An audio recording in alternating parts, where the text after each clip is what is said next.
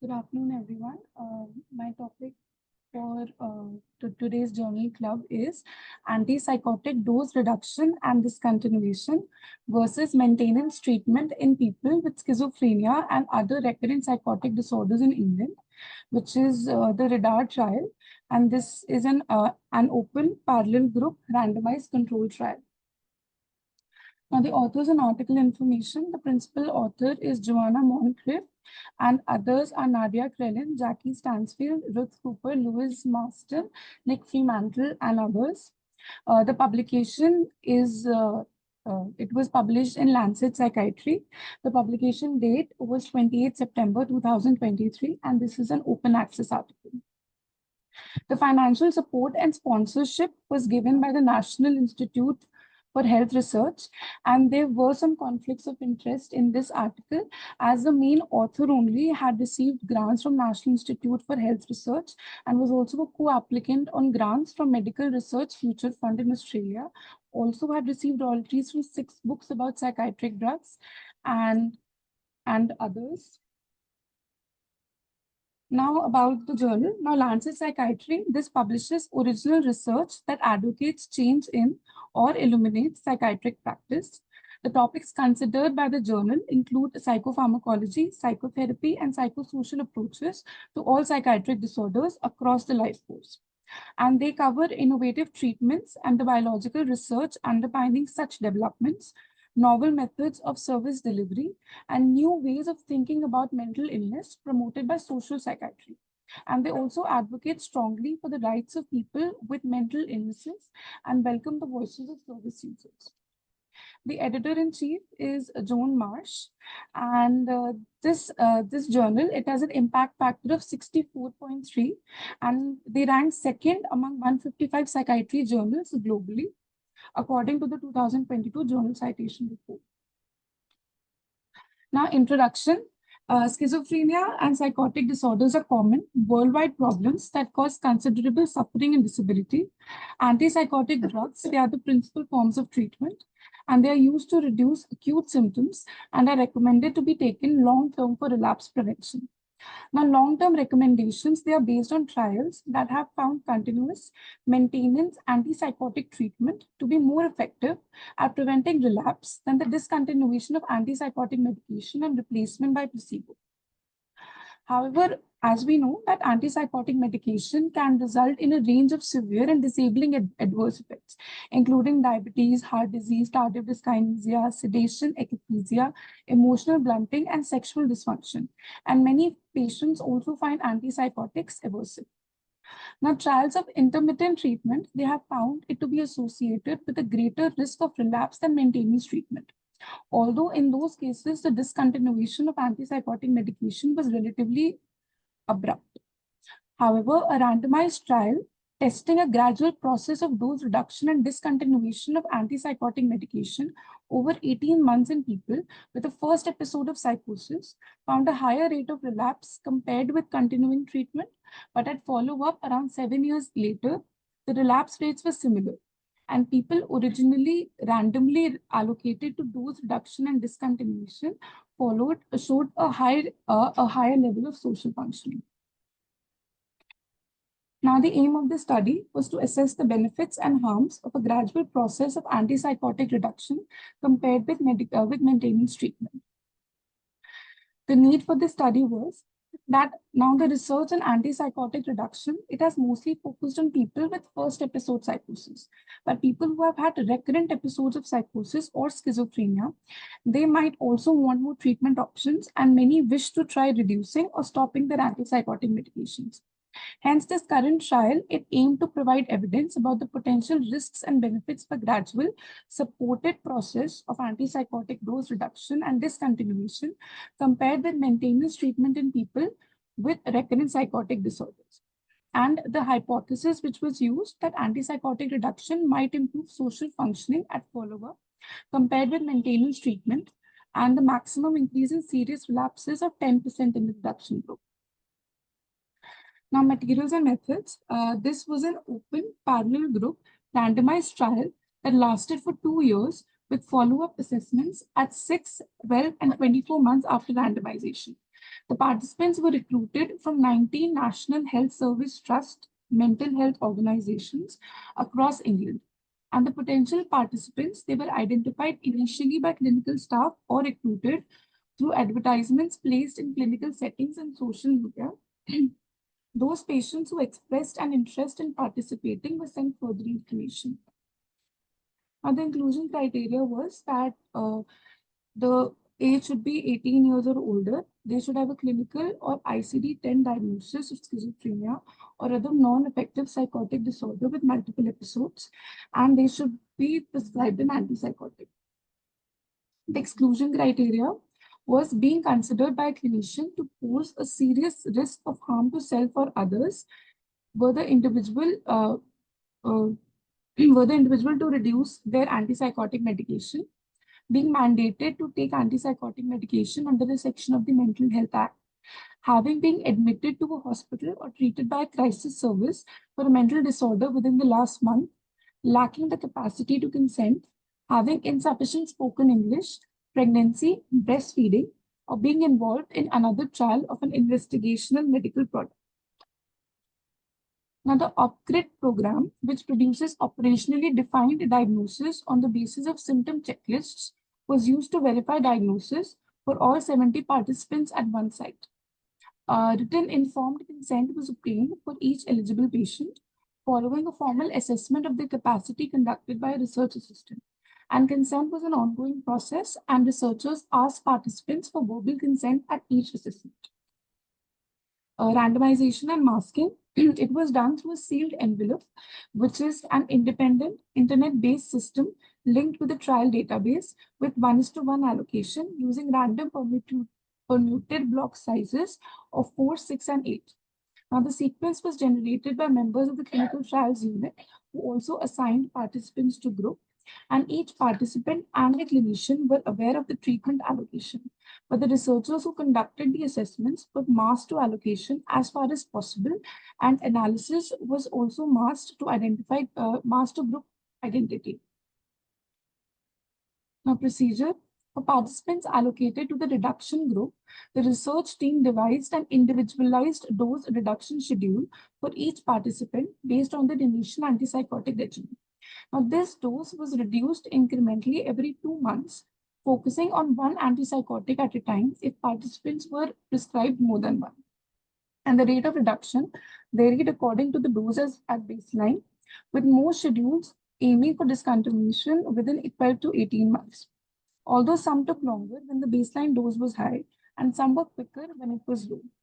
The participants were offered the option to discontinue antipsychotic medication completely if the reduction progressed well, or to reduce to a very low dose, defined as the equivalent of 2 mg of haloperidol a day or less. Guidance on the antipsychotic dose reduction strategy stressed the need for flexibility to accommodate patient preferences and included a suggested protocol for the treatment of emergent symptoms and withdrawal effects. The participants randomly assigned to maintenance treatment, they were requested not to make major reduction in the dose of their antipsychotic medication during the trial period, but minor reductions to address adverse effects were permitted. These participants, they were monitored by the treating psychiatrist and the care team according to the usual practice, and the clinical records were scrutinized by unblinded members of the research team every 2 months to monitor the progress of the antipsychotic dose reduction and adherence to the maintenance protocol.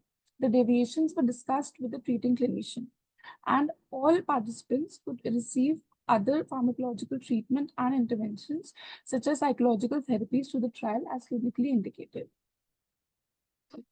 For outcome, the primary outcome was the social functioning at 24 months follow-up, measured using the self-report social functioning scale. And the principal secondary outcome was severe relapse, which was defined as hospital admission for psychiatric inpatient treatment. And other secondary outcomes were mental state, measured by the researcher-rated positive and negative syndrome scale, quality of life, measured by the self-report Manchester Short Assessment of Quality of Life, and objective social outcomes index, which is derived from it. Adverse effects of antipsychotics, they were measured using a modified version of the self-report Glasgow antipsychotic side effect scale, body weight, and sexual dysfunction using the self-report Arizona sexual experiences scale. Other assessments included the self-report questionnaire about the process of recovery, the self-report client satisfaction questionnaire, and self-report medication adherence rating scale. All of these primary and secondary outcomes, they were measured at each of the assessments at 6, 12, and 24 months after randomization. And cognitive function was measured at 12 and 24 months using a brief battery of tests selected designed for this trial.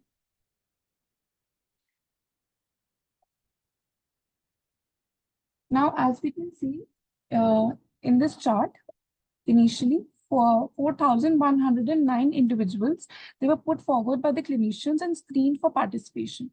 Out of these, 48 were self-referred. So total 4,157 patients, they were screened for eligibility.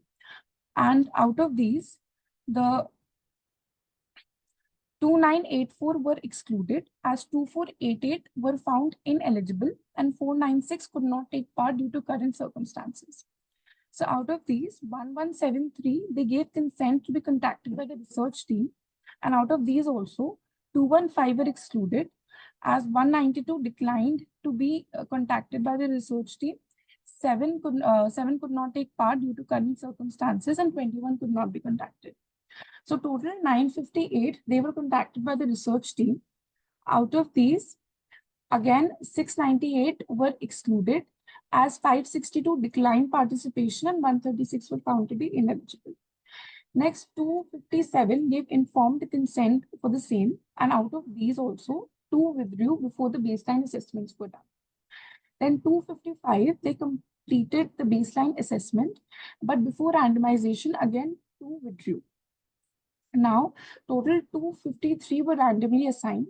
Out of these, 126 were assigned to supported reduction and 127 were assigned to maintenance treatment. Now, out of the 126 assigned to supported reduction, 20 could not be assessed at 6 months, 10 withdrew, 1 was deceased, and 9 were uncontactable or in hospital or declined the assessment. So 106 patients, they were interviewed at 6 months. Then out of these, 10 were not assessed at 12 months as 2 were deceased and 8 were uncontactable in hospital or declined this assessment. So 95 were interviewed at 12 months and out of these, 22 were not assessed at 24 months as 1 withdrew, 5 were deceased and 16 were uncontactable in hospital or declined this assessment. So 91 were interviewed at 24 months. Now, out of the 127, which were assigned to maintenance treatment, 11 were not assessed at 6 months and 5 withdrew, 6 were uncontactable in hospital or declined this assessment.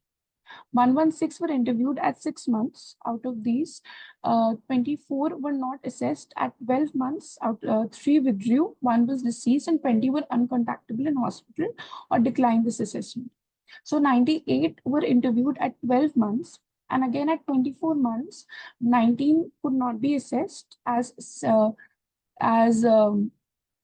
withdrew, 3 were deceased, and 14 were uncontactable. So 99 patients were interviewed at 24 months.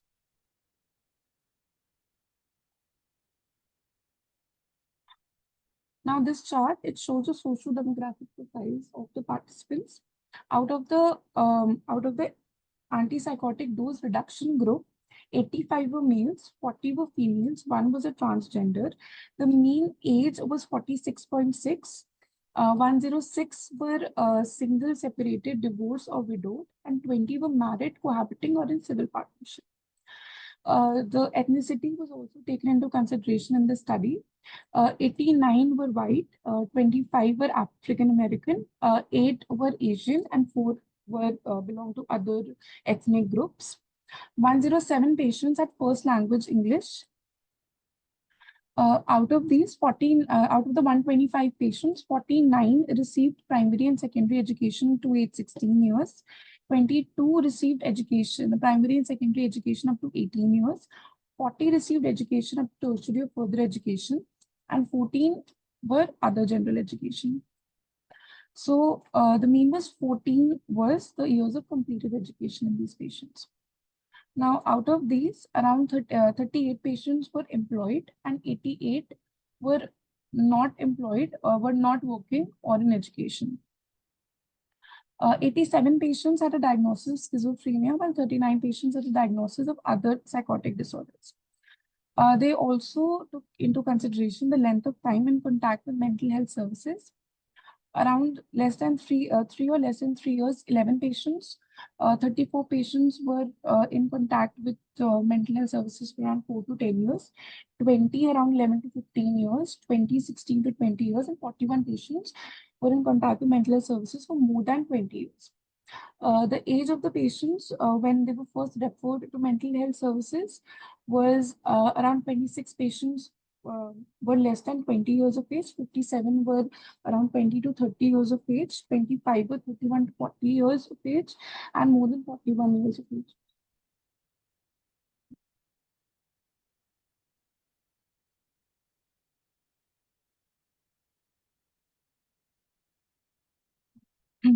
On this chart, it was a this also the demographic profiles. They also considered the number of previous mental health admissions, the recreational drugs which were used in the past month, alcohol used in past month, antipsychotic medication dose in chlorpromazine equivalents in mg, and the outcome measures at baseline. SFS was taken, PANSS, MANSA 6 modified gas, body weight, MARS 5, A6, and other cognitive tests included digit span, digit symbol substitution, Ray auditory verbal learning, trail making, verbal fluency.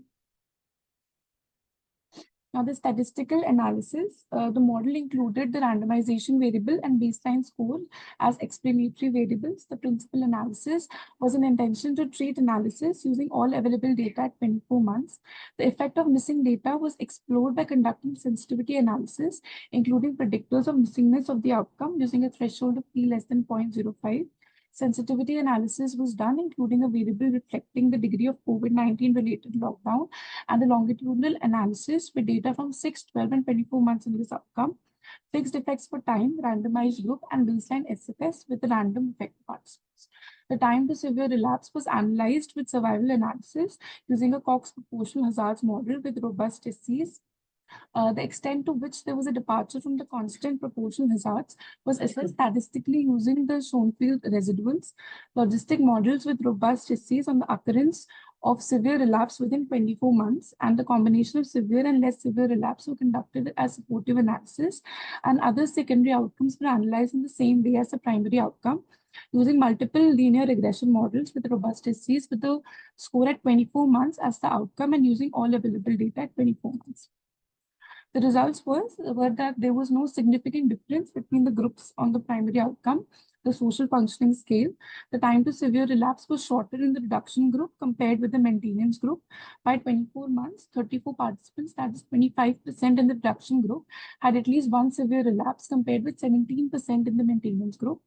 And by the end of data collection from clinical notes, the maximum duration being 36 months, 34 participants in the reduction group had at least one severe relapse compared with 17 in the maintenance group.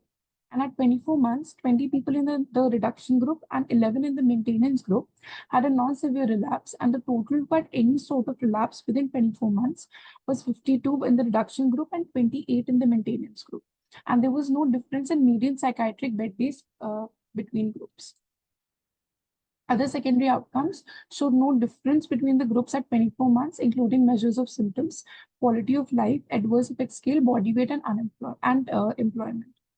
9 of the 34 participants in the antipsychotic reduction group who stopped their antipsychotics had a severe relapse during requiring hospital admission, compared with 4 of the 13 who stopped in the maintenance group, and 25 of the 88 participants in the antipsychotic reduction group who reduced their antipsychotic dose by at least 50% during the course of trial had a severe relapse, compared with 7 of the 21 participants in the maintenance group. And by 24 months, 13 participants from the reduction group and 8 from the maintenance group were not taking antipsychotics. And severe adverse effects were more common in the reduction group, largely due to the higher number of hospital admissions for relapse. Now this chart, it talks about the 6-month outcomes, the 12-month outcomes, and the 24-month outcomes in both the antipsychotic dose reduction group and the antipsychotic maintenance treatment. So as we can see that the relapse time uh, in the 24-month outcome, it is more in the antipsychotic dose reduction groups than in those patients who were in the antipsychotic maintenance treatment groups. And along with this, we can also see that the SFS, which was the social functioning scale, the overall change, as the time progresses in 6-month outcomes, 12-month outcomes, and 24-month outcomes, it is decreasing. It was 107.2 in the 6 month in the antipsychotic dose reduction, which changed to 106.1, and in 24 months, it came out to be 105.7. In the other scales also, um, they were considered. Now the discussion, the radar trial found, yes, sir. Yes. Mm. Yes, no, sir. So there was, sir, in the study, it found that there was, so the outcomes. So the statistically significant changes were, sir, in the, um, sir, it was found in the, sir, in the social functioning scale. Sir, it was, sir,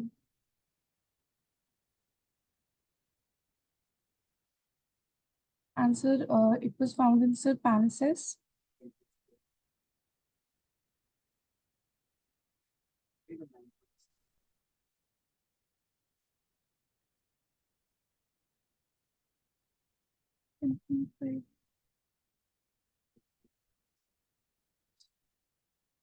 Yes, sir.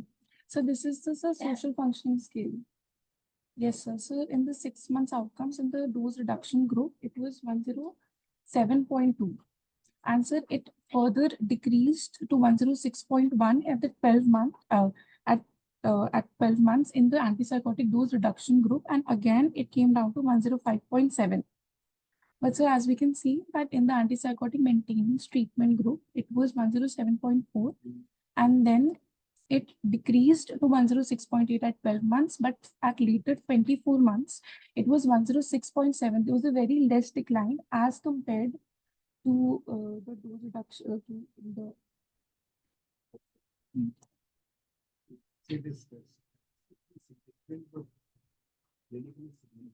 So, yes, sir.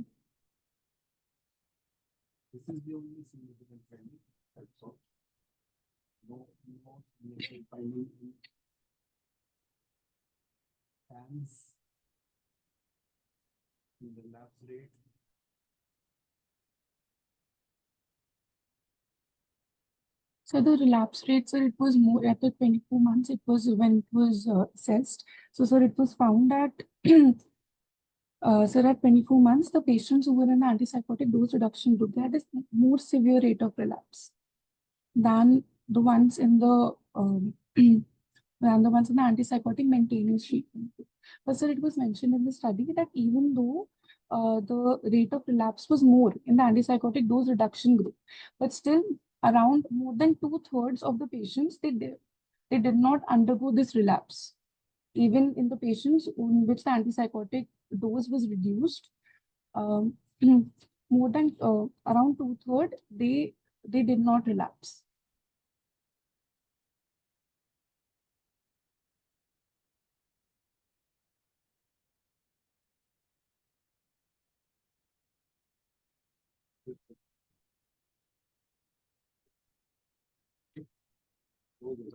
Yes, sir. The maintenance treatment. Yes.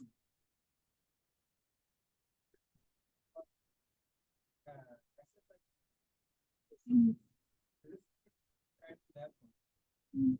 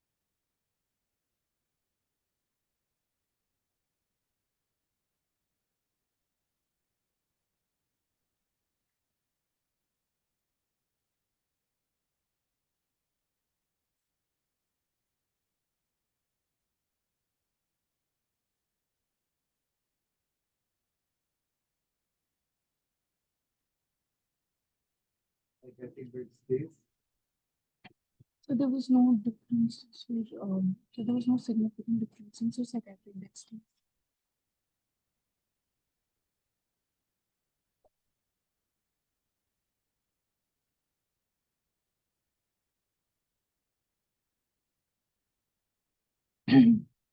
In discussion, the radar trial it found that a gradual reduction over several months in the dose of maintenance antipsychotics in people diagnosed with schizophrenia and related psychotic disorders did not lead to benefits in social functioning and was more likely to lead to relapse than continuing on maintenance treatment. And the difference in relapse rates was slightly above the 10% non-inferiority boundary used to indicate a potentially acceptable level of increase.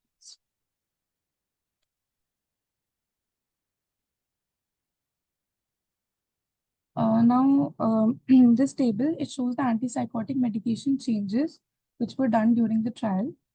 As we can, the medication dose at base in the antipsychotic dose reduction, the medication dose at baseline in chlorpromazine equivalents was 300. The median was 300, and at 24 months, it was 200 with 75 to 400 between 70.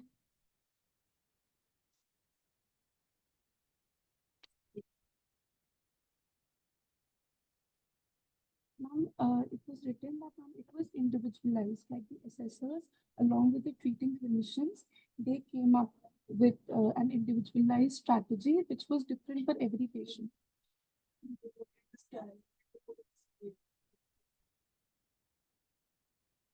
Mention.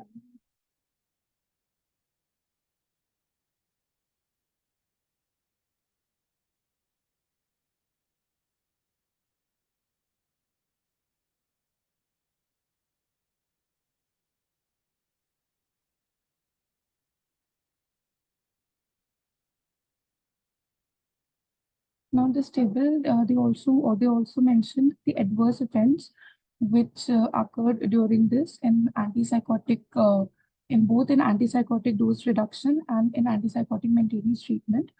The number of serious adverse events in antipsychotic dose reduction was 60 in males and 33 in females, which included death in 6 males and in 2 females. Life-threatening was 1 in male. Requiring mental health admission was 28 in males and 21 in females. And physical health admission was 8 in males and 8 in females. And the participants which experienced serious adverse events were 32 males and 17 females. And non-serious adverse events were 430 in males and 254 in females. While in antipsychotic maintenance treatment, the number of serious adverse events were found in 56 males and 8 females. And the participants experiencing a serious adverse event was 23 males and 6 females, and non-serious adverse events were 305 males and 163 females. The strengths, this is the first full trial conducted with people with multiple episodes of recurrent psychotic conditions in which antipsychotic medications was reduced gradually over a period of months in a flexible way with the aim of discontinuing medication when possible. And this also measures social functioning, an outcome that has been neglected in most trials. The limitations were, although the follow-up period was 24 months, it is possible that it did not capture the ultimate effects of the antipsychotic dose reduction and discontinuation, since other research points to an equalizing of relapse rates and possible improvements in functioning 7 years after reduction is implemented. Sex or gender specific analysis was not conducted, and also lockdown at that time, the COVID lockdown, it might have impacted social functioning scores and curtailed potential improvements. including the SFS, since the FSET includes ratings of participation in many social activities that are unavailable or restricted. Now, the critical appraisal, the title is, it clearly defines the topic they want to study and the study population. The type of study is also clearly mentioned. And the topic, the research on antipsychotic reduction, it has mostly focused on people with first episode psychosis, but people who have had recurrent episodes of psychosis or schizophrenia, they might also want more treatment options and wish to try reducing or try stopping their medications. Authors, the names of authors, they're clearly mentioned. The abstract is concise and comprehensive, easy to follow, and information in the abstract matches with the whole text of the article. The methodology, the study design has been clearly mentioned. The confidentiality has been maintained. They have mentioned the diagnostic criteria for the diagnosis of schizophrenia. However, they have not mentioned if the participants had any other comorbid psychiatric or medical illness. And the assessment and monitoring was done by the treating psychiatrist and care team, which may provide variability. And the other pharmacological and psychological treatment was also allowed, which may influence rate of relapse. A result was presented in a logical and comprehensive manner, and the data given in text and table matched with each other. And discussion, it is meaningful and tells the important findings of the study.